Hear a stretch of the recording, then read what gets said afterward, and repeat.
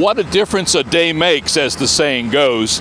If you can see behind me, you see clear pavement, dry, all the way between here, south of Blue Lake, all the way up to I-10. Now, if you've been following our stories, you know that for the last 5 or 6 days, we've been following this story fairly closely, making at least one trip a day, sometimes twice, over here to give you an update on the flooding of Highway 77 around the Blue Lake area just south of I-10 in Chipley. Right now there's a lot of noise around me, and that noise is good because it signals that this pumping is going on. Right now we've got 4 pumps running here, operated by the Department of Transportation. We've got 3 pumps that are pumping around 1,100 gallons a minute, and we've got one that's pumping around 1,800 gallons a minute. And if my math is correct, we're pumping around 5,000 gallons a minute. As I pointed out the other day, that sounds like a lot, but when you're trying to dry out 30 or so acres, which is the area that's been covered by this flooding, it does take some time. Now, although we see dry pavement here behind me, pretty much all the way along Highway 77, I'm told by Department of Transportation that this road will not be open to vehicular traffic for at least another day or two.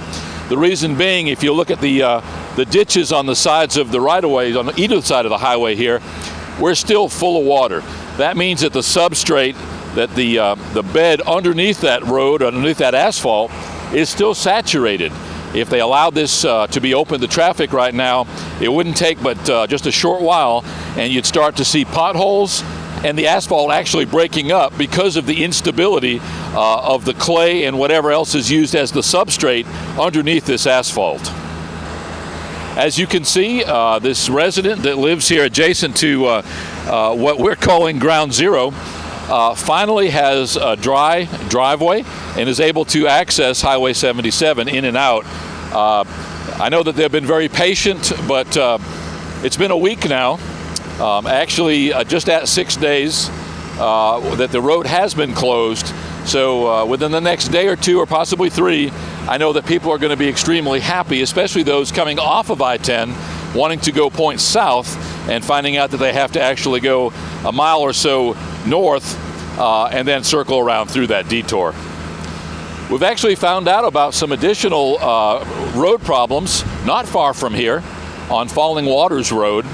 The roadblock at this point extends between Blue Lake and State Park Road, and some residents think that the increased traffic caused by the detour may be causing some additional problems on Falling Waters Road, and we're going to take a look at that and see possibly what kind of impact has been showing up over there, and try to give you that story as well.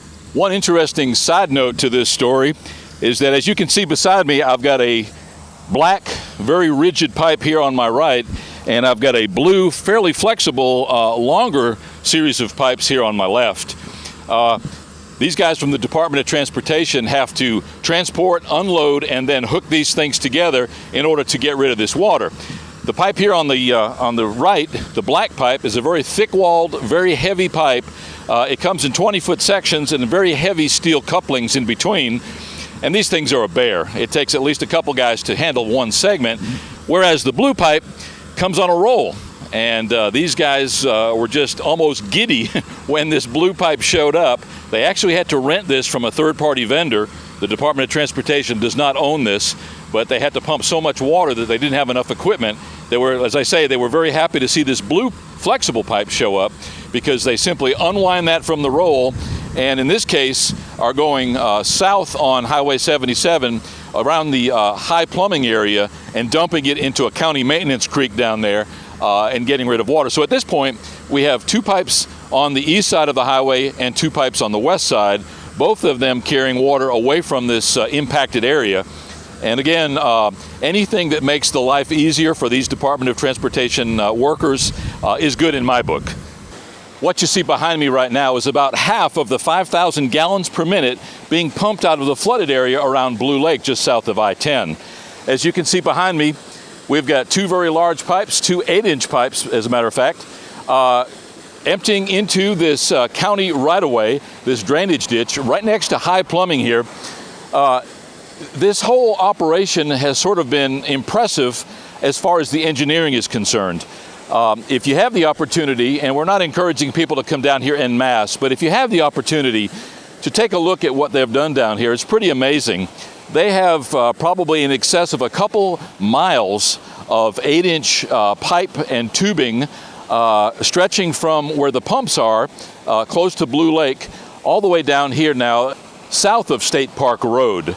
So pretty amazing stuff. A lot of people, a lot of equipment, a lot of time, and obviously what all translates to a lot of money being tied up in this rehabilitation effort. If you like what you see, check us out online at realfloridamagazine.org, or you can like us on Facebook at Real Florida Magazine. You can also sign up for our monthly newsletter and maybe stay a little bit better informed in a long format about what's going on right here in what we call the Real Florida. We'll be right back.